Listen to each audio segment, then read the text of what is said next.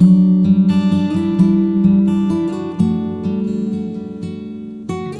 to another great episode of Inside Medical Malpractice. I'm so glad that you're here today because this is the start of a 5-part series on some of the top problematic issues in healthcare that result in malpractice. The 5 issues we're going to talk about over the next few weeks include inadequate assessment, medication errors, failure to communicate, inadequate infection control, and unsafe or improper use of equipment. These problems were identified and studied and reported as early as 1980 in some research by Composite. So this isn't new information to anyone, but at least one of these issues, and sometimes several of them, play a significant part still in malpractice cases today. When I first started reviewing malpractice cases as a nurse, and I've reviewed hundreds of them by now, I realized really just how little I knew and understood about my legal responsibility. And I really wonder why all healthcare providers aren't taught much more about the legal risk of their job before they're ever allowed to touch a patient. I also wondered if we all knew more about the issues, about their outcomes, and really understood not how badly they can affect patients, but how they can ruin careers, that we might all do better. But mostly I wonder if we all had more understanding, could it make a difference to the bottom line of patient safety? So let's learn. In the next 5 podcasts, we're going to break down the 5 issues one by one. Each episode will feature a comprehensive discussion, a medical legal case study presentation, and an interview with a lawyer discussing how they would approach the case. My guest today is Richard Halpern, and the topic is assessment. Richard's a repeat guest. He recorded the very, very first podcast with me back in 2019, and his episode titled Richard Halpern Discusses Medical Malpractice Law is still one of the top 5 downloads of all time. Every guest that's been on the show since him has been trying to beat it. So welcome back, Richard. I'm so pleased. I'm glad you're here. You're a good storyteller. This is going to be a great, great episode. So thank you so much for being on. Before we start into this story, let me tell you or remind you a little bit about this guy. Richard Halpern is a senior lawyer acting exclusively for injured people in medical negligence cases. He has a special focus on birth injury, and he's a founding member of the Birth Injury Lawyers Alliance. They meet regularly to share strategies, review literature, and develop best practices. He's very well known for tackling some of the most complex and challenging cases. He's lectured and written extensively on medical malpractice and legal and trial strategy and delivered more than 90 presentations to both legal and healthcare providers. He's achieved significant settlements for his clients and appeared in superior and appeal courts. In addition to a Bachelor of Arts in Law degree, he has a master's degree in civil litigation. He's a member of the Advocate Society, the Ontario Trial Lawyers Association, the Ontario Bar Association, the Litigation Council of America, and the American Association of Justice. I could go on and tell you so much more, but he's easy to find at Gluckstein Lawyers, and his bio is on the website, and it's quite comprehensive, so have a look if you want to know more. As I said a minute ago, today's podcast will focus on the issue of assessment. More specifically, a problematic lack of assessment which resulted in maternal death after a childbirth. This topic is incredibly timely, as there was a CBC report earlier this month suggesting that the number of maternal death rates are likely underestimated in many countries. This is due to some underreporting, some inconsistent definition of even what constitutes a maternal death, and unreliable systems of collecting and sharing information. The lack of information removes any possibility of identifying the factors that contribute to maternal death, and certainly from learning from them. And then, of course, from instituting measures to prevent the worst case scenario from happening. This is tragic on many levels, but mostly or partly because research has shown that many deaths and adverse event outcomes are preventable. On the topic of assessment, I think it's common sense and that we all understand on a general basis that failing to perform an adequate assessment of anything, whether it's checking a leaky pipe, a suspicious person at the airport looking under the hood of your car to see what's making a noise, results in a lack of information, which can lead to a lack of intervention and sometimes disastrous outcomes. And in healthcare, the disastrous part is what's particularly true and frightening. All healthcare providers are tasked with the responsibility of providing safe, ethical, competent care and ensuring that their practice meets both professional standards and legal requirements. Timely and appropriate patient assessments are considered a fundamental skill, something that's critical to patient safety. For nurses, this requires that assessments are completed according to doctor's orders, to current standards of care, to best practice guidelines, to facility policies, but most importantly, according to each patient's individual condition. The courts view all of us healthcare providers as having a specialized body of knowledge. We're expected to use critical thinking by responding appropriately to information obtained through assessments.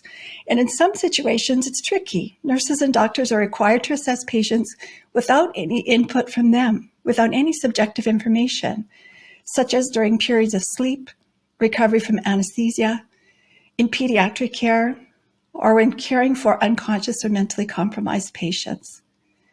That said, in all situations, the expectation for care is that assessments will be completed and that as and if the patient's condition changes, so does the detail and the frequency of the assessments and all the necessary interventions.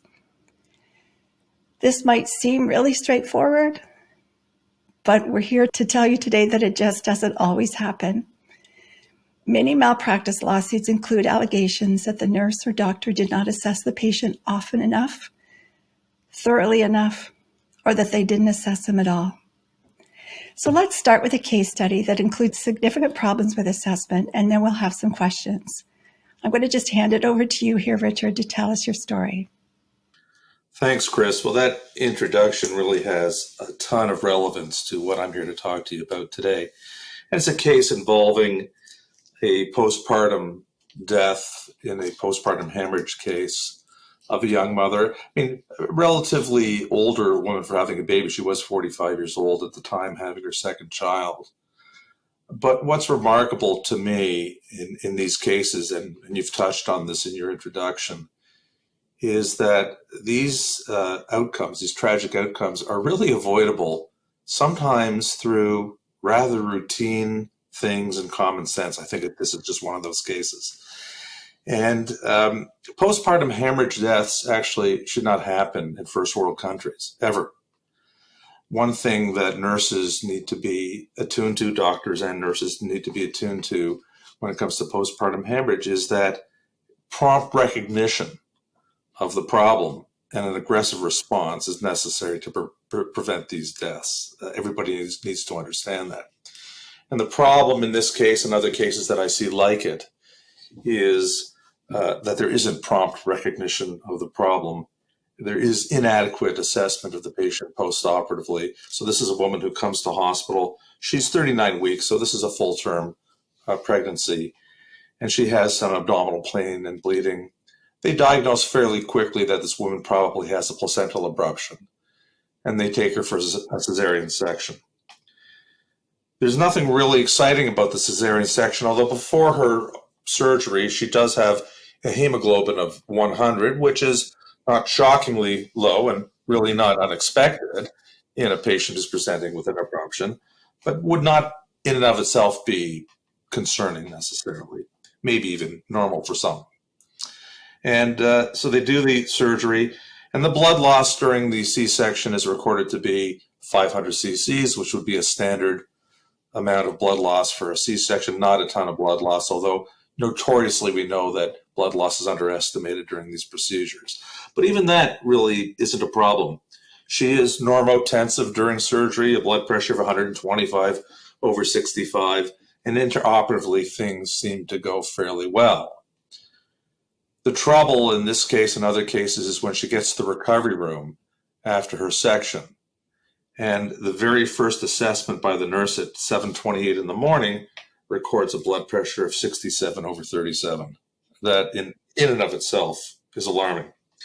Now, we know in this case that the post-op orders require that the nurse assess the vital signs every 15 minutes in the first hour post-operatively.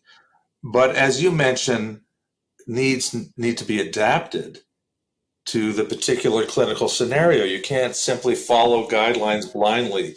You must bring some form of nursing skill, and where you have an abnormality, it's my position that you have to increase your level of surveillance. What is shocking in this case is that the mother comes into the recovery room at 7:28 in the morning, and the blood pressure I just gave you is recorded in a note made almost 3.5 hours later. So there is no entry in the chart. There are no contemporaneous notes while this mother is in the recovery room of any information whatsoever. The note is made after she crashes, after she becomes hemodynamically unstable, after she needs all kinds of blood products. That's when the note is made, 3.5 hours after the fact. And what's interesting about that is, I don't think I have to tell any listener what a bad practice that is, with no contemporaneous notes. But in addition to this abnormal finding, there is no record of her heart rate. There is no record of her respiratory rate. There is no information about her oxygen saturation. There is no note about her pain. There's no note about her level of consciousness. Nothing. It's merely her blood pressure at that time. The nurse does take her blood pressure 2 minutes later, and it looks like it's not that bad. And then she takes it 1 minute later, and it's not so good. And then she takes it again at 7:35, and it looks normal. Where for the first time, she records a heart rate that she says is between 90 and 100 beats per minute. Also not a good idea, because I don't think that's her heart rate. I think she's trying to capture more time than that single observation. But the remarkable thing is there is then a 35-minute gap a 25-minute gap before she records the heart rate again, the vitals again. And the vitals, the only thing she records again is the blood pressure. So at 7:35, she thinks the blood pressure is okay, and the next recording is at 8 o'clock. Now that doesn't comply with the guideline, the post-op guideline of how often you're supposed to monitor vitals, and she doesn't monitor any vital but the blood pressure. But the remarkable thing truly in this case is that when she measures the blood pressure again at 8 o'clock at 64/45, the woman is severely hypotensive. What makes the case even more remarkable is in this late note made almost 4 hours after the event. The nurse writes that the woman had a seizure-like episode. Seizure-like episode. So we have some very important clinical finding, a disturbed level of consciousness. Well, don't you know that she did not call a doctor in response to the seizure-like episode? It just happens that 10 minutes later, the doctor was strolling through the recovery room, and the nurse asked the doctor to come see the patient about 10 minutes later.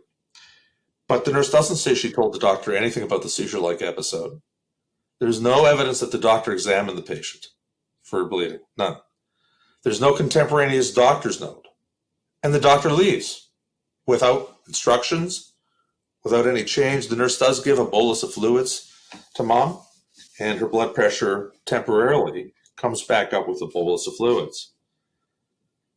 Well, to make matters worse, then, at only 15 minutes, only 5 minutes after the doctor leaves, the mother has a second seizure-like episode.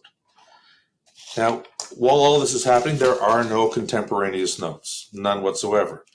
There are no notes that the nurse is particularly busy with something else. There's no explanation why she's not measuring anything but blood pressure and why she's not recording these things. There's no indication of any blood work ordered.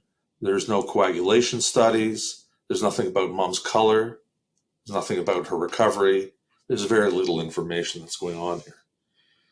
And actually, at 15 minutes later, the blood pressure is 85/50, and the nurse describes that the mother loses consciousness. Well, the obstetrician is not called. The anesthetist is called. And the anesthetist comes and he gives the mother ephedrine. And just 15 minutes later, there's another report of seizure-like activity. And the anesthetist decides to take the mother to the obstetrical OR, not the main OR, not anticipating surgery for a possible postpartum hemorrhage, and monitor her there where she remains hypotensive.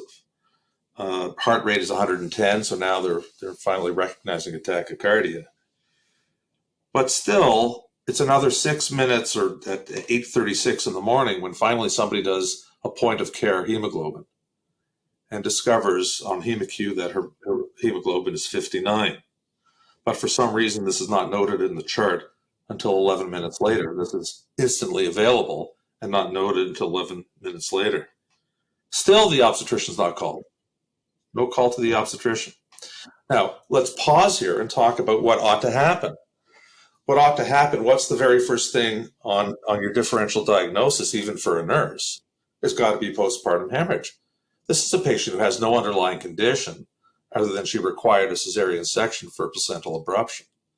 What would you think this would be? That would explain hypotension, would explain seizure-like activity, and would explain hemoglobin of 59. I mean, you don't have to be a nurse to understand what's happening here. Are they monitoring the blood loss during this time? Like, does documentation include vaginal bleeding of any sort? The note indicates that they palpate the uterus and find it to be firm, which I don't believe, because when they ultimately went in, there was very severe uterine atony, as you would expect. And at this time, they are not reporting any per-vagina blood loss at this time. But that doesn't take away the fact that this mom is bleeding. The HemoQ is 59. She's bleeding. So just for non-medical listeners, I'm going to give a couple of points of reference here. Like a placental abruption is when the placenta breaks away from the wall of the uterus before the baby is born. In a typical birth, the baby is delivered, the uterus contracts down, the placenta releases and is delivered. But sometimes in some situation, it releases first, excuse me, for a lot of different reasons. But it's an obstetrical emergency because it cuts the blood flow to the baby, but also causes a potentially life-threatening loss of blood to the mother. When we're talking about hemoglobin of 11, and now you said 6.9, was that the second one? No, the hemoglobin was 59. The HemoQ, 59, okay. So normal hemoglobin is like 12 to 14. So 10-ish, at first when she came into the hospital, is not uncommon, third trimester pregnancy, but it's not great. But 59 is terrible. Like that's a loss of about, I don't know, technically 50% of your blood loss or your red blood cell 40%, loss. probably 40% of volume loss. Yeah, so very, very concerning. And when you're talking about falling blood pressure and rising pulse, those are two classic symptoms associated with hypovolemic shock as you lose a lot of blood and postpartum hemorrhage. So just to put that straight and keep it clear, I see where this path is going, and obviously you do too. So, and the loss of consciousness is a sign of a severe hemorrhage. Yeah, and lack of blood flow and oxygenation to the brain, right? There's something serious, very serious going on. And so we must pause to talk about at this stage what should be happening. Why I say postpartum hemorrhage and maternal death is preventable, certainly the hemorrhage may not be, but the death is preventable, is because there are well-defined steps that need to be taken clinically when there are signs of postpartum hemorrhage. And they start with attempts to restore tone to the uterus, which reduces bleeding. So those things are non-operative and actually quite straightforward. They are, number one, uterine massage. Now, they may have been persuaded not to do massage of the uterus because they felt the tone was okay, although that's a late note and I don't believe it for a minute. And that will impact, by the way, the nurse's credibility later on, which says, I found it was normal tone. I didn't document until the patient crashed. And the other thing that they need to do, the doctor needs to be summoned, the obstetrician in particular, and the mother be given drugs called uterotonics, which are to restore tone to the uterus, like oxytocin or hemabate or something like that. You need to give that to mom to restore tone. And in the event that doesn't stop the bleeding, and by the way, at the same time, you need to do a CBC to check her hemoglobin. You need to check her coagulation factors to make sure that she's not developing a coagulopathy, which wasn't done here until much, much later. You need to give her fluids to restore her volume loss. Here we're talking about a 40% loss of of total blood volume, which is very serious.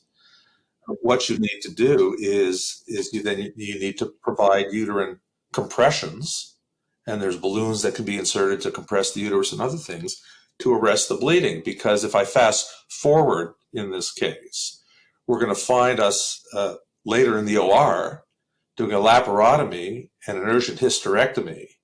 And of course, when they open her abdomen and they open up her uterus, they find all kinds of blood in there and severe uterine atony.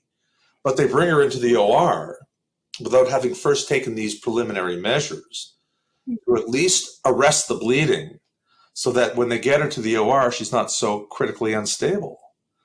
Uterine compressions and that kind of thing, and uterotonics, all these things to reduce the blood loss. And so what you're going to do is you're going to perpetuate this bleeding, and as the longer she bleeds and the more severe the bleeding, the more likely is for her to develop a disorder of coagulation, a coagulopathy, something called disseminated intravascular coagulation, which is a DIC. And a DIC is a very dangerous thing that ultimately can lead to death. So all of these preliminary steps that needed to be taken, number one, after recognition of the possibility of hemorrhage, it had to be number one on the differential diagnosis in these clinical circumstances. And incidentally, doing a cross and screen, because you may need blood products as well, right? You need to do all those things so that you were in a position to respond in a timely way to what was happening with this mom. And most hospitals today have what they call massive transfusion protocols, which need to be invoked or activated in a situation like this, but you have to check the mom's blood and you have to be ready to go. So the blood bank has to be called, and you have to have the right kind of blood, and you have to have the right proportions of, red blood cells to fresh frozen plasma. And all these things have to be put in place as a matter of routine in order to intervene in a timely way and make sure that mom has a fighting chance to avoid a bad outcome.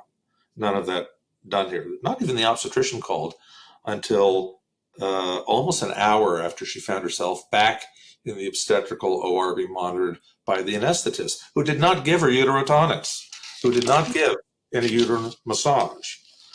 So finally, an hour later, somebody thinks of activating the massive transfusion protocol, but they don't do coagulation studies. At the time, by the way, they instituted the protocol, her hemoglobin was down to 45 now. So they'd given her some blood products, but it wasn't, right? The tank was emptying out faster than they could fill the tank at that point.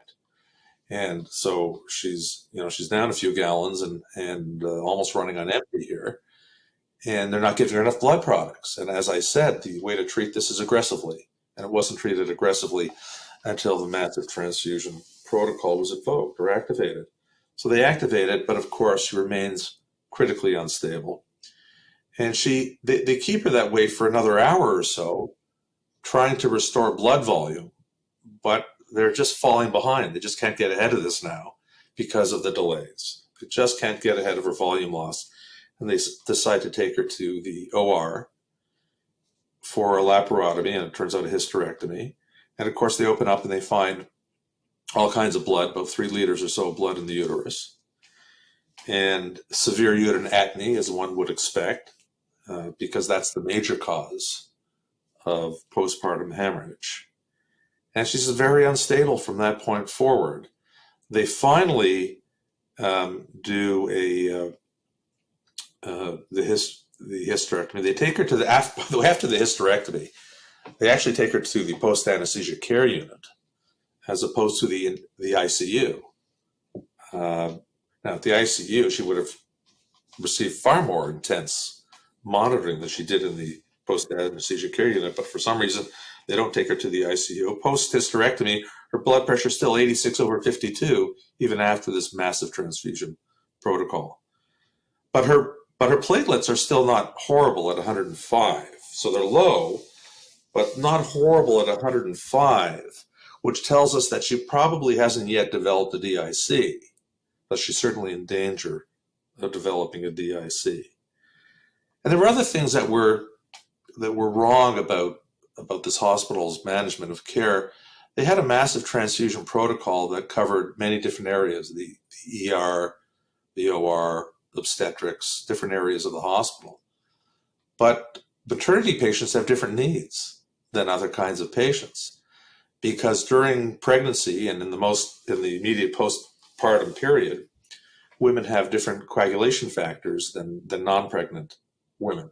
So their fibrinogen levels tend to go up, having to do with clotting, and you need to maintain their fibrinogen at a higher level. Well, the protocol applied to non-pregnant people and did not trigger certain resuscitation until fibrinogen dropped below 1. Well, that's much too low for a postpartum hemorrhage patient. And then their ratio of blood products that they would give to this woman were for other kinds of patients. But postpartum patients have different demands for the ratio of red blood cells to fresh frozen plasma. These are important things as well. So they didn't have a transfusion protocol that was geared towards this kind of patient. So eventually they decide they're going to treat her with the next form of treatment after the hysterectomy doesn't seem to stop the bleeding. Now there's lots of bleeding still. There's bleeding from her vagina, and you got to wonder why after doing a hysterectomy, why she's bleeding from her vagina. Now they're wondering about intra-abdominal bleeding. They just don't know what's happening here. And they decide they're going to do one of the treatments that can be done for postpartum hemorrhage, and that's a uterine artery embolization. Now, the problem is that's usually done before you take mom in for a hysterectomy. So now it's maybe a step after when they shouldn't be doing it, sort of out of order. But here's what they do. They take her to the angiography suite to do this embolization of the uterine artery, and they send her on a stretcher. They take her out of the post-anesthesia care unit, and she's waiting outside the angio suite for an hour to get her embolization done with, we don't think, a doctor at her bedside, with getting some blood products, but not sufficient blood products, and without the level of monitoring that she needs of her vital signs while she's waiting to get this embolization. And not surprisingly, she goes in there and they start the embolization, and during the embolization she has a cardiac arrest. It's just not surprising that she had a cardiac arrest in there. Of course, they try to resuscitate her. They have all kinds of challenges resuscitating her, and it goes from really bad to worse after her embolization. They never are able to catch up on her blood. She suffers anoxic brain damage from a second cardiac arrest, and they keep her alive for about 2 days, but she dies 2 days later. Man, these stories are so terrible. Awful, but preventable. This is the real crime. Yeah, that's really sad here. Yeah. So, do you have more to say, or can I ask you a few questions? Fire away. One thing I want to go back to, a lot of nurses and doctors always question about late documentation. And I'm very interested in the fact that you said when the nurse talked about the firmness of the uterus, you said you don't believe it at all because it was late. And I'm sure you took into consideration the clinical picture that was going on at the time, that it's unlikely that uterus was well contracted. What comments do you have? And then you also said it's going to hit the credibility of the nurse. What comments do you have on the late documentation in this case and how it affects the credibility of the nurse? Starting with you as the lawyer who's representing the client and going all the way to the courts, to the judge. Yeah, in circumstances like this, I think that it severely undermines the credibility of the nurse. And let's talk about why that is so. I'm not saying late documentation is always unacceptable. It is sometimes acceptable. You may be busy with other things. And then if you are, you ought to record these things as soon as you reasonably can. In a critical situation, you ought to call for help so that you can do both your nursing and the recording of data. One of the problems with the late recording of data here is, first of all, the missing data. So we only have some of the vital signs. Even the late note doesn't tell us enough. It tells us the blood pressure, important for sure. Tells us sometimes the heart rate, important, absolutely, but tells us none of the other important vital signs clinical information. So you must ask yourself, what was the communication like in the critical time in the post-anesthesia care unit after the C-section? What was the communication like between the nurse and the physicians? Physicians don't have a contemporaneous note either. We have no times. We don't know what's happening. We are left to infer from what happened later, even though you're not supposed to look retrospectively. But we're left to infer what happened by virtue of the absence of this data. So the anesthetist comes in, and what information does he have about the patient that allows him to make good clinical management decisions? Well, he has limited information from what's recorded. We know that. And we don't even know what he was told. Was he told about the seizure-like activity that had happened on one occasion, loss of consciousness, 2 episodes of seizure-like activity in the context of hypotension?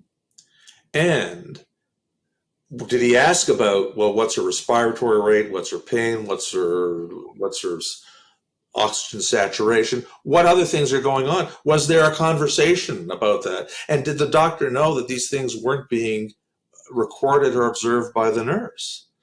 What's her bleeding is the key question that I can't get over. What's her blood loss? What's her blood loss? Was there enough to prompt somebody to do a CBC? It's really what should have been done, a point of care HENICU. Why weren't these things done? So maybe the doctor isn't told enough about the acuity of this clinical situation.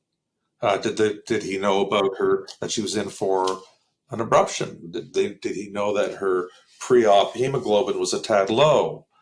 Did he know that immediately post-surgery, post-C-section, she was severely hypotensive? Did he know that there was a 25-minute gap in getting any data, and the next time they record the data, she's again severely hypotensive with a seizure-like episode? I think that it all goes to this communication. It's absolutely essential communication between the nurse and the physician, because the nurse is the eyes and ears of the doctor during these episodes. And unless there's evidence that the nurse communicated all the essential clinical data that allowed the doctor to make good management decisions, the nurse is going to bear the brunt of that. Yeah. This is interesting too, because just as I listened to your talk, as I identified earlier, it's often not one of these issues, but 2 or 3 or 4 of these issues in the same case. So we've clearly got a lack of assessment, which led to a lack of intervention, and a lack of communication, which really leads to a whole breakdown in the whole plan of care, medical and nursing plan of care. Why do you have a sense why the obstetrician wasn't contacted? Because there's 2 things that are just kind of rattling around in my head. The first is that oxytocin or syntocin, these uterine tonic drugs, are just pretty routine. The second that baby's delivered, there's a dose of oxytocin given, and then an IV with 20 to 40 units of oxytocin hung and infusing in every post-op situation I have ever been in, I think. So there's that missing piece. But also, when there's any element of vaginal bleeding, unstable vital signs in a fresh post-op C-section patient, as you clearly identified, most likely cause is bleeding, is hemorrhaging. And that isn't the wheelhouse of the anesthetist, it's the wheelhouse of the obstetrician. So I'm having a hard time understanding those 2 things. The routine oxytocin or syntocin wasn't given, and why wasn't the OB called here? Do you get any sense of that? Any idea?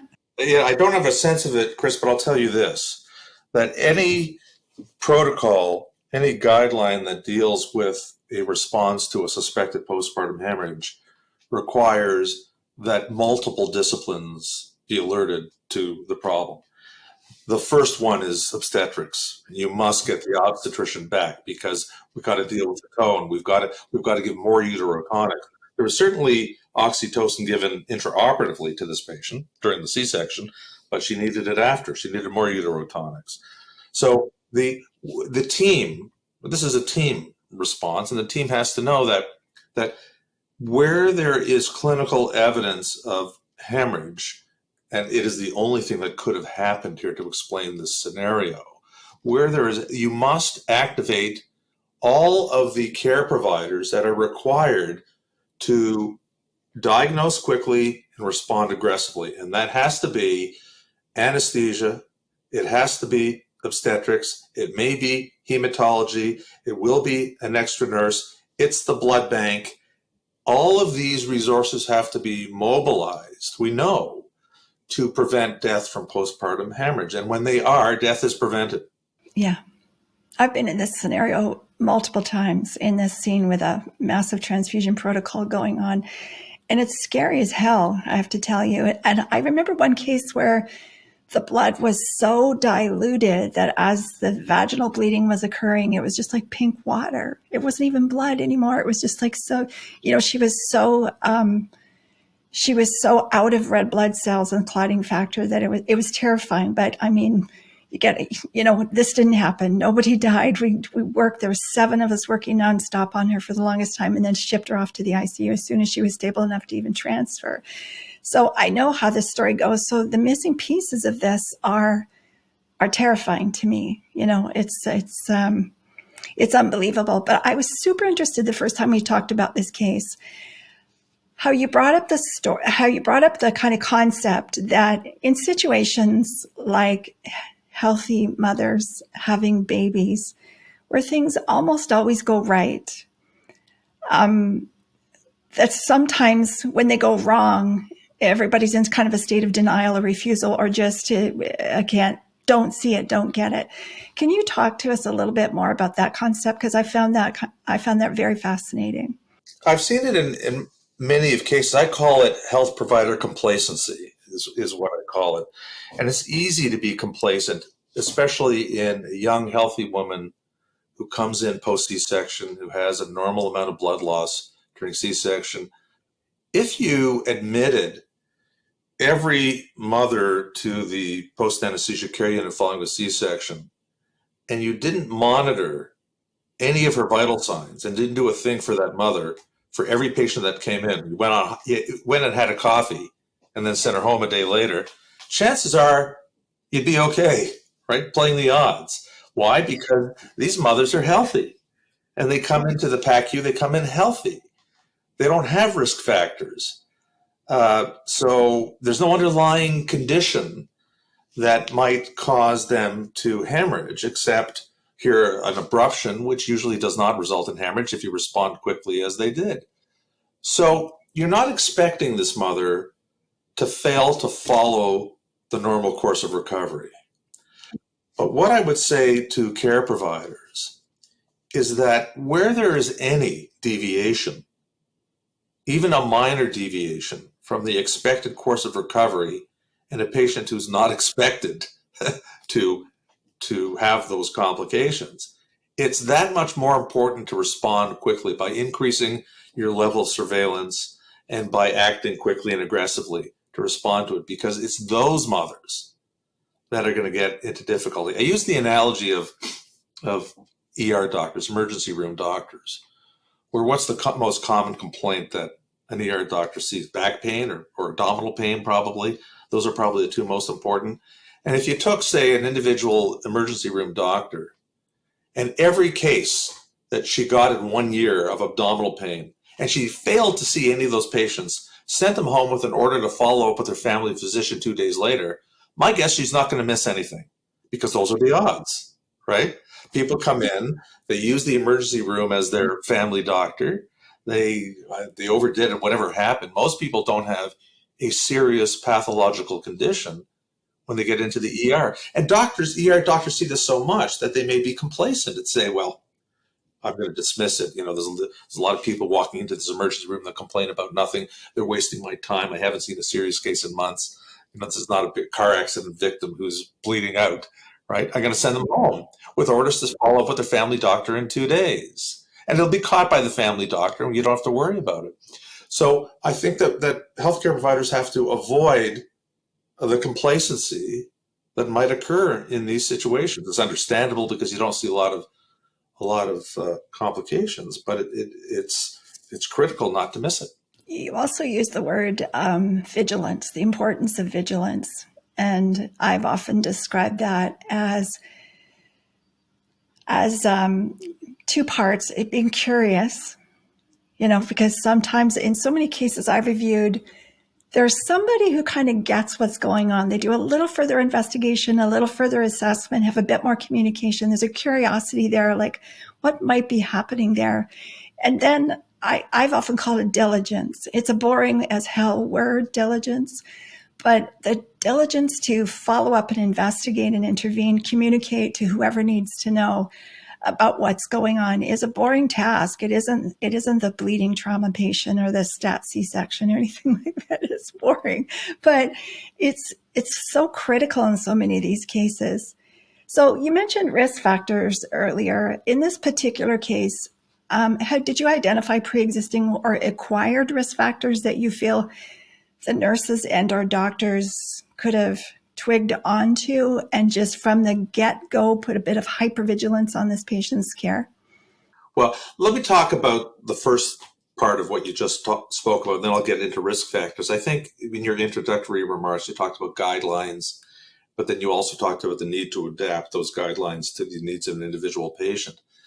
I think that's one of the critical things here. Guidelines are just that.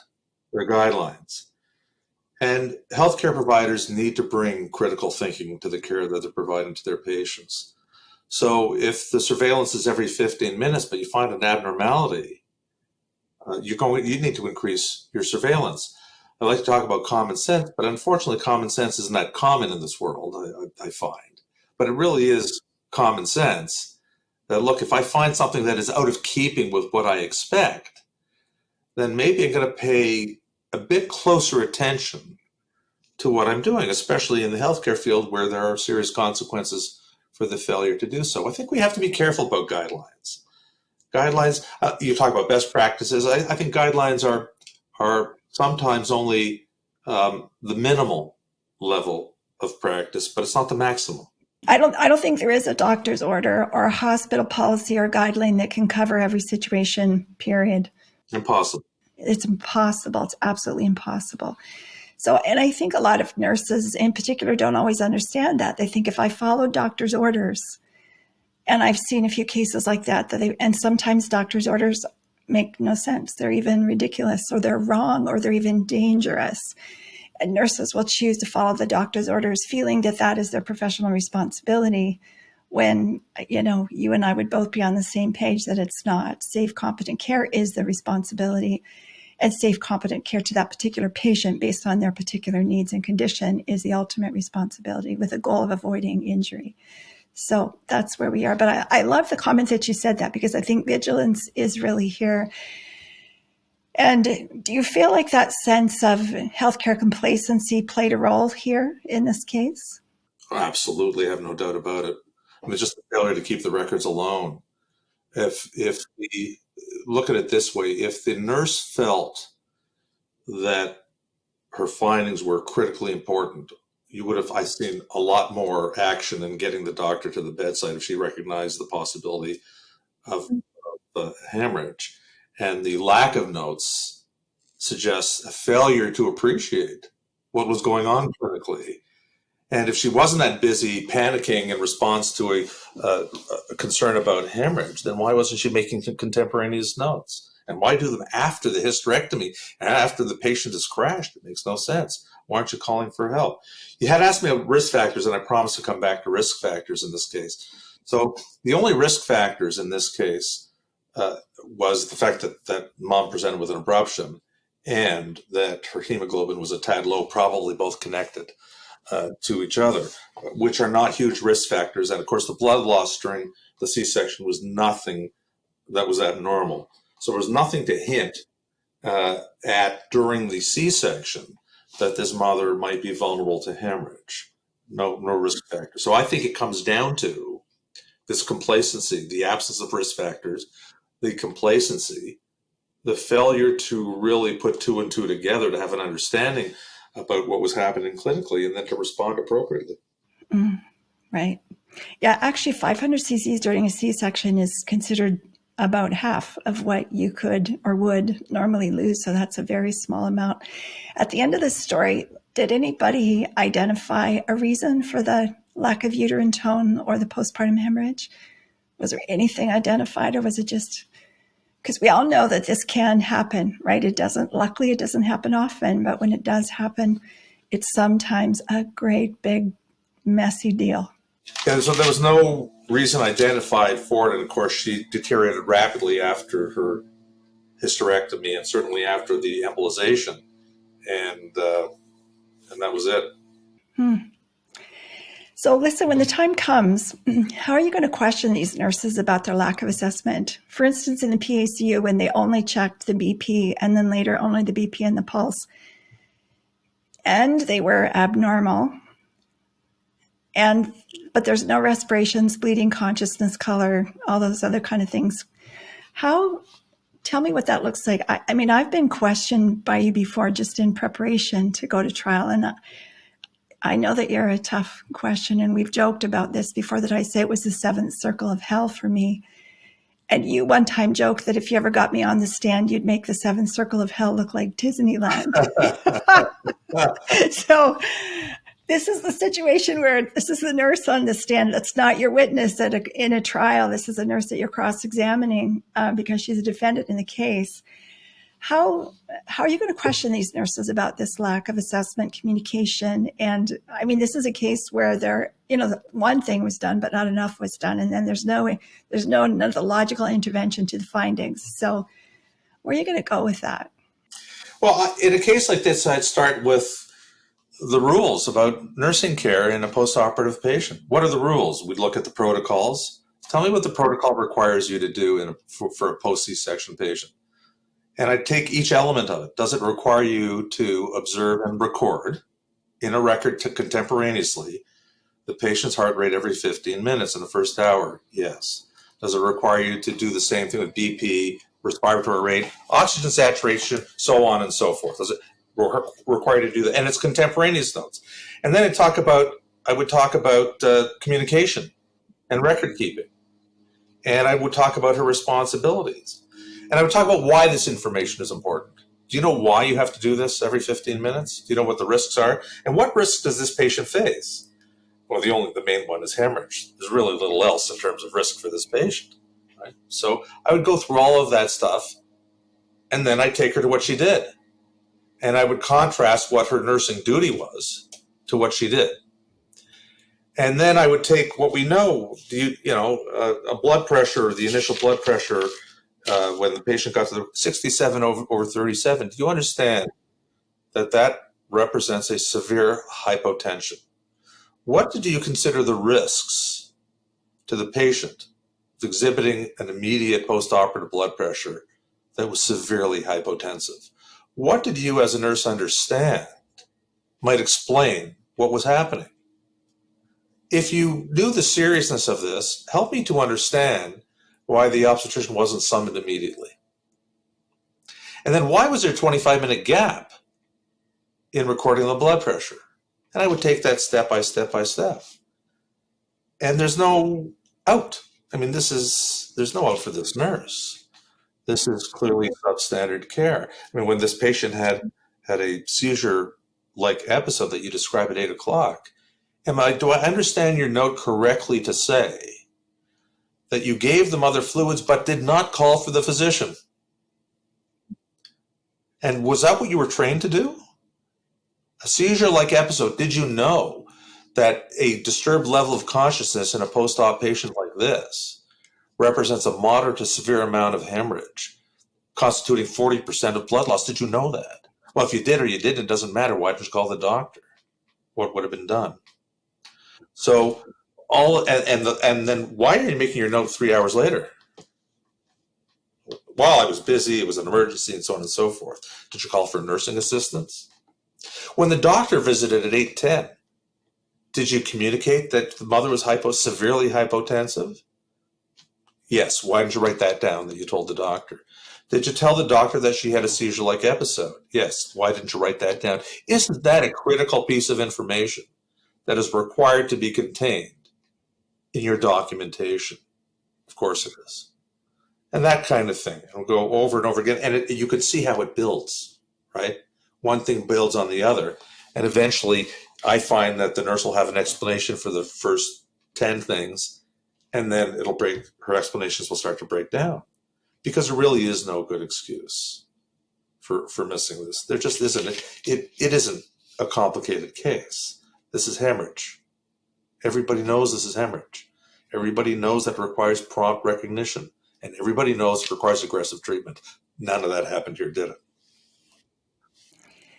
Well, there you go. That's a little taste of what goes on. I got nervous just having you ask those questions, even though I didn't have to answer them. But one thing I want to say that I really appreciate that you said there is, sometimes it's really young or new nurses or nurses in small centers or whatever, certainly during COVID, that are getting pulled from other units to provide care. And I appreciate that you said that even when you don't know what's going on exactly, right? You don't understand the physiology behind what's happening. I think a critical point that you made there is that you still have to understand that it's not normal and you need to get some help. You need to get hands on, eyes on that patient. In fact, maybe especially because you don't understand what's going on. Yeah, every nurse knows that a low blood pressure and a high pulse in a fresh post-op patient is a concerning thing that has chances to lead to death. Didn't Clint Eastwood say in one of his movies, a man has got to know his limitations? I think you have to know your limitations. I think what you have to do is, if you don't know, you got to call for help.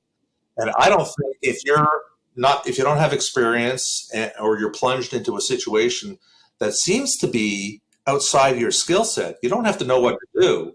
All you have to know is that it's outside your skill set. That's all you have to know.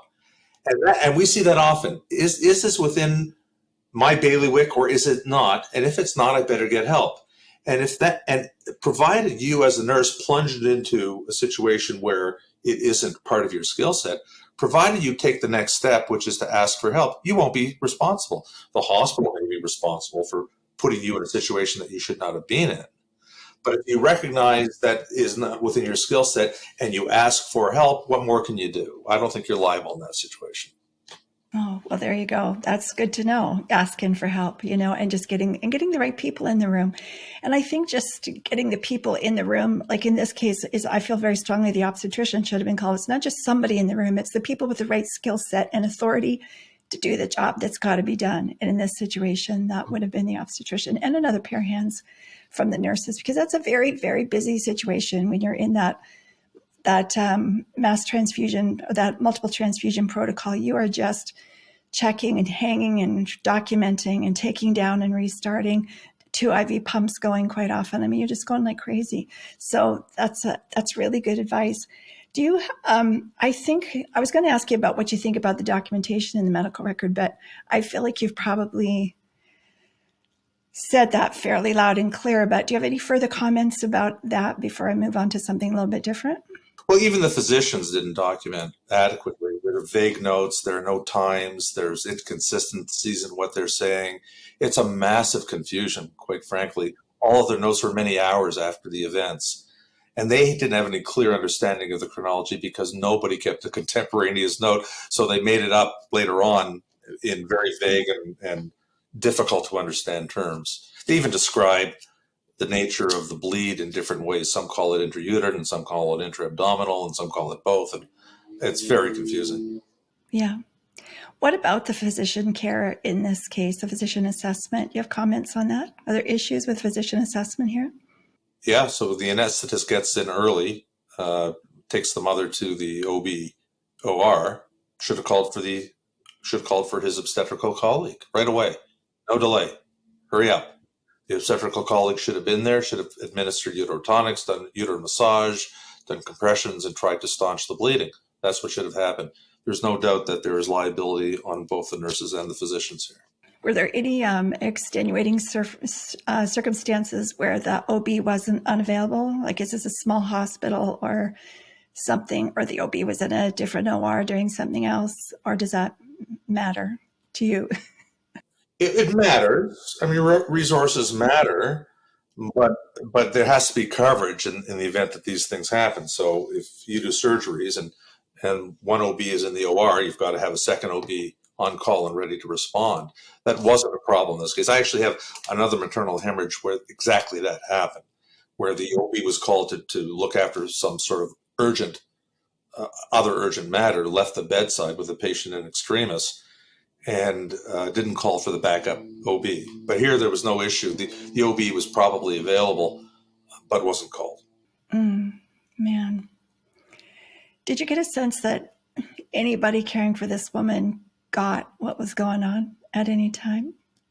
Not until they brought her in for the laparotomy, and by then it was too late. So there was really, actually, it's remarkable for my sense that nobody had an appreciation for the fact that there was a huge bleed going on until they got her in the OR for the hysterectomy, opened her up, and just saw tons and tons of blood and severe uterine atony. So for the lawyers listening in, what's your theory of this case? I think that the standard of care theory is pretty straightforward. That this should have been diagnosed sooner and should have been responded to sooner. I think where is the defense going to go in this case? Difficult to know. They're going to probably say, well, she developed a DIC, and DIC is difficult to control. They'll probably look for some sort of a causation defense in a case like this, saying she would have developed some coagulopathy anyway and couldn't have been saved. We do have a little, other issues, but actually I don't see much of a defense to the case, quite frankly. What if a defense, some of the defenses that come up, like say from the physician, say, nobody told me that. I didn't know that. Where do you go with that? Didn't know what? The OB apparently in this case didn't know much of anything except what went on during the C-section, and probably that the patient was transferred in relatively stable condition to the post-anesthetic care. But where do you go with that, though? Is that a valid defense that someone can say, no one told me, I didn't know? And is that a valid defense? No, it's not a valid defense. You're required to know, but there are two things operating here. The first one is you as a doctor have to inform yourself of all of the clinical data relating to your treatment of the patient, number one. And the second is that communication piece I spoke about earlier, where the nurse has to tell the doctor about all the clinically important factors that will affect the doctor's management of care. Those are the two critical things. A full history, a full understanding of the clinical events from the doctor's own review of the chart and from the communication with the nurse. Because remember, the nurse is the eyes and ears of the doctor. And the fact that she didn't report it anywhere in the chart would make it very difficult to prove that proper communication occurred. Yeah, sure. What if a nurse says to you, the hospital policy says I had to check the blood pressure 4 times after she came into the PICU, and I did that. And so, I met the standard. Where are you going to go with that? Well, even if she did, if said that's the standard, and I don't accept that that's the standard, but even if she says that's what it says, she stuck to the standard. The fact is that there was an abnormal finding. The abnormal finding, the standard also requires it to be reported to the doctor, and the doctor would not say that he or she is limited to the hospital protocol. The doctor has to respond to the overall clinical picture and do something. And all of the literature and all of the guidelines of postpartum hemorrhage are very clear. As you said, you get all these people involved and everybody has a role to play, and you respond aggressively. There's lots of action. We didn't get action here until an hour and a half after the problem came up. That's the problem. That's the issue. And this is one of those issues. I mean, sometimes an hour and a half doesn't matter too much. But in the case of postpartum hemorrhage, an hour and a half matters a lot. And that's probably why this case ended up where it did with maternal death. How about the defense of the doctor's orders didn't say that? If a nurse argues that with you, or that's a defense that he or she has, that wasn't in the doctor's orders. Where are you going to go with that? Yeah, it's an independent nursing duty. You know from your nursing training what you're supposed to do, whether the doctor says it or the doctor doesn't say it. There's two aspects to that, right? One is if the doctor tells you to do something that's dangerous, don't do it. You have an independent duty to the patient. Escalate up the chain of command in the event that happens. And the second thing is the absence of a doctor's order doesn't mean that you don't know what to do through your training and experience. You know what to do as a nurse. And if you have a question, again, ask. That's a really good point, but that's a case that comes up a lot. that lack of independent thinking. Nurses I think they just think if they're following the guidelines and following the rules and following doctor's orders, they're doing their job. But I was doing some reading on this subject yesterday, and it's very clear that nurses have the authority and the responsibility to expand those guidelines and policy and procedure as they need to based on the patient condition. So, but I don't know that everybody understands that or feels, takes some critical thinking, some courage, some bravery, some experience, some balls, for lack of a better word, to do those kind of things and stand up and do your own thing despite what everybody else is doing or policy or guidelines state. Well, I have a recent case that I just did in another province here where the nurse is turning up oxytocin during labor with a profoundly abnormal heart rate and hours of tachysystole, excessive uterine contractions, hours and hours. The doctor comes in and says, turn it up more. And the nurse asks, why did you turn it up again in view of the tachysystole and the obviously abnormal fetal response? She says, because the doctor told me to. But did you understand that you had an independent duty as a nurse not to follow that order? No, I must follow doctor's orders. Did you know that by doing that, you were putting this baby at risk of neurologic injury and possible death? Yes, I did, but I had to follow doctor's orders. That's a training problem with the hospital. If nurse says that, the hospital has botched that nurse's training. That issue comes up so many times. In fact, I gave a presentation to a whole group of perinatal nurses across the country a few years ago on this particular issue because the issue of oxytocin administration, the guidelines written for the nurses are quite clear, and the guidelines written for the doctor by the physician are softer. They're not nearly as clear. And it takes a courageous nurse, a courageous, experienced, strong nurse to look a doctor in the eye and say, I'm not going to turn that oxytocin up. And some nurses respond to that with like, well, I'll just make the doctor do it. But, my comment to that has always been, you are not protecting that patient or that baby by making or allowing someone else to do it. If it shouldn't be done, it shouldn't be done. So we've all got to find ways to have that conversation. But that's a whole nother topic. We won't go down that today, but I'm interested that you brought that up because it's a common issue. And I think a lot of nurses defend it like that. The doctor's order said this, so I did it. And I've had several cases like that where I'm like, and sometimes the orders are terrible. They're unsafe. Doctors make mistakes and we all make mistakes. And I've had conversations with many doctors in my lifetime, where one of us has caught the other one just about to do something that should not be done. And we both said, oh, thank you. Thank God you were here and you said something and you just didn't let that happen. So, there's an element of that too, for sure. So in my experience, a lack of assessment or the assessment that don't get performed is often accompanied by a seeming lack of competency.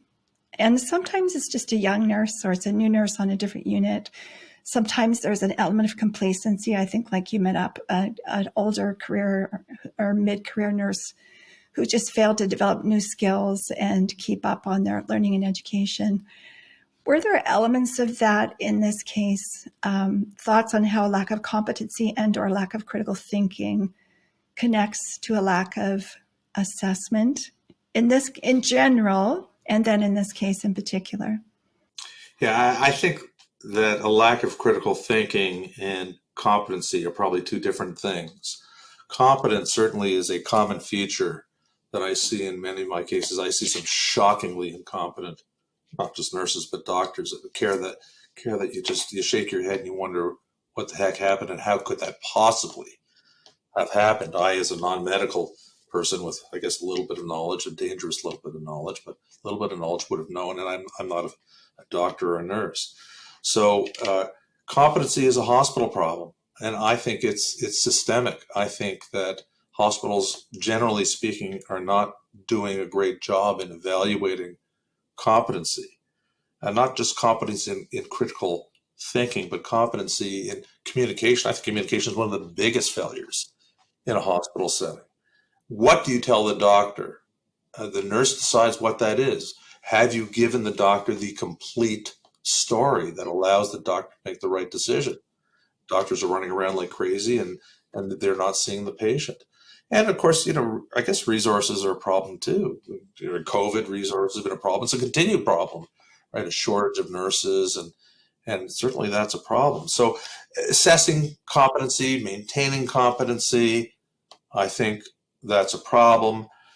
Even some of what they're teaching nurses, I think, is wrong. That's the subject for another podcast. We could talk about guidelines, about what they teach nurses about fetal surveillance, and that's a pet peeve of mine during labor and delivery. I think that the focus is wrong. I think the focus in some cases is just wrong. It's always got to be on patient safety and not on avoiding liability. They've got to follow up with competency, but competency is a common feature in many of our cases. As for critical thinking, this case certainly involved a lack of critical thinking in putting together the clinical picture, but that critical thinking didn't require a genius. Yeah, just required some curiosity and assessment and a little bit digging into what was going on, right? Just required a bit. Yeah, just a bit. So many malpractice lawsuits have multiple overlapping issues, as we talked about. And of the 5 that we mentioned today, at the beginning of the podcast, we talked about communication, assessment, med errors, equipment errors, and infection control. What other issues did you identify in this case? I think it's an assessment and communication case. It's also a systems case because of what I say is a deficient massive transfusion protocol. So I think there's a systems error here. I don't think that the massive transfusion protocol of the hospital conformed with the obstetrical understanding of how to respond to postpartum hemorrhage. I think it was deficient. And that's a problem for the doctor and it's a problem for the nurses. If hospitals establish lousy protocols and they follow these lousy protocols, the hospital will be liable for those sorts of things, although physicians are expected to know. I have a case involving a connectorous case, a hyperbilirubinemia jaundice case, where the hospital protocol threshold for treating elevated bilirubin shouldn't have applied to this particular baby because of the clinical circumstances. There's plenty of literature out there about how to treat high bilirubin in this baby, but there wasn't within the hospital. And the hospital protocol was based on old data. That shouldn't happen, right? That shouldn't happen. So hospitals, there's system errors that are occurring here. They're not keeping up with developments in the medicine, and the physicians, I think, are expected to do so independently of the hospital, but certainly the hospital needs to keep up with these things. It's interesting because connectorous and possibly postpartum hemorrhage, but I'm going to have to look that up, is on the never list in Canada in particular. The 12 things that should never, ever, ever happen, particularly in hospital. Absolutely. No baby should ever suffer a brain injury from hyperbilirubinemia resulting in connectorous. It should never happen. But it does happen. It does happen. But the treatment is so simple. You give these babies phototherapy, and most of them do very well, and they don't suffer brain injury. It is like postpartum hemorrhage, as you say. Connectorous is an avoidable injury. Yeah, which makes it all that much more tragic when it happens, isn't it? So last question, and a great big question for you, Richard. How do we fix, for lack of a better word, these problems you've identified? Or you mentioned you're not happy about the nursing school curriculum, so here's your moment to talk. How do we educate healthcare professionals in a way that errors around assessment stop happening? We all know that they do happen, and we often know why they happen. But how do we make them stop happening? Well, we don't have a central repository for data on these things. Hospitals track their own data, and I suppose there are organizations that track data as well, and we don't really have a measure of the extent of the problem. Whenever I speak to nursing and physician groups, even though I only act for the plaintiff and I make a healthy living off their errors, I try to help them with avoiding those errors. I know you do. Yeah, I like to say that more importantly than making a living off their errors, I am a consumer of healthcare and I would like it to be better.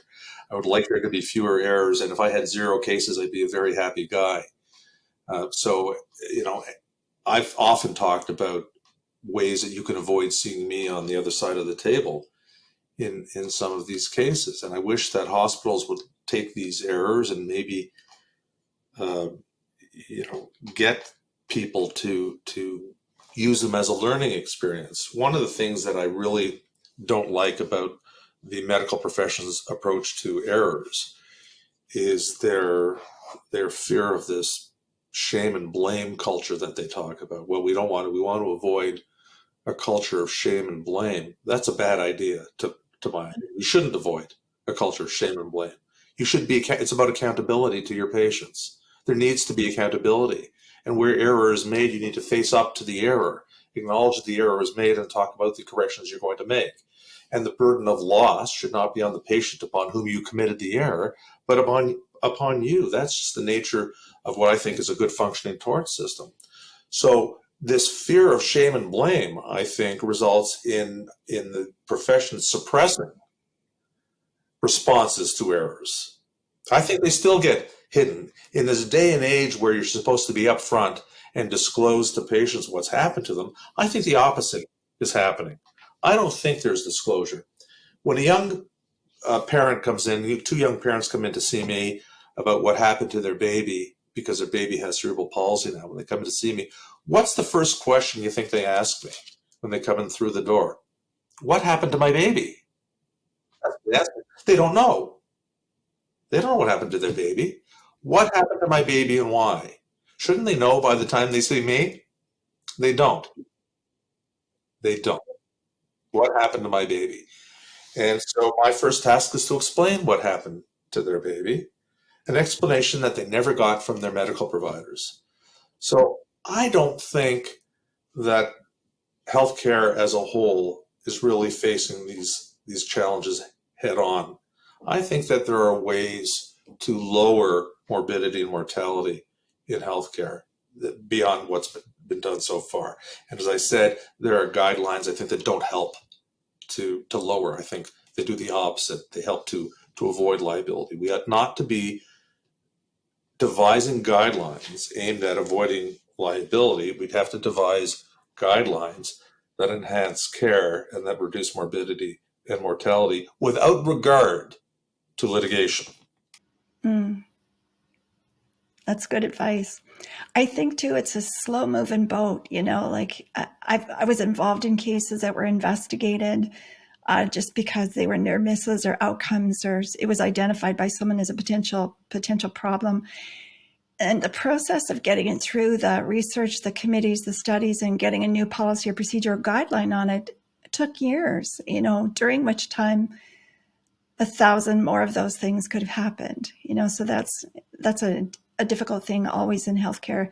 You can't just change something and start making up your own standard of care, even though it's better. You just do the best that you can.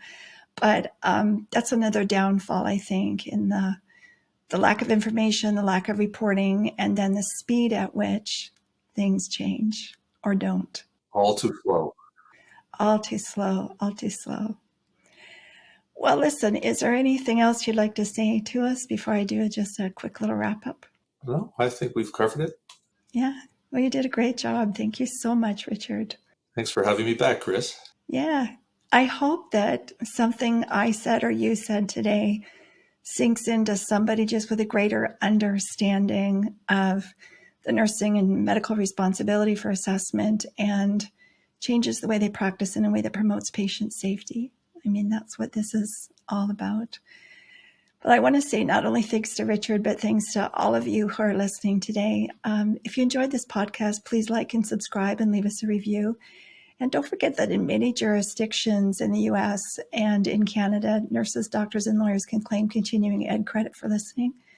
This podcast is available on our website, connectmlx.com, and all the usual platforms. And for nurses listening in the US, you can listen and receive credit through CE Broker. Be sure to tune in over the next few months as we break down the other fascinating issues of communication, medication errors, equipment errors, and infection control. So thank you so much for being here again. Goodbye and take good care.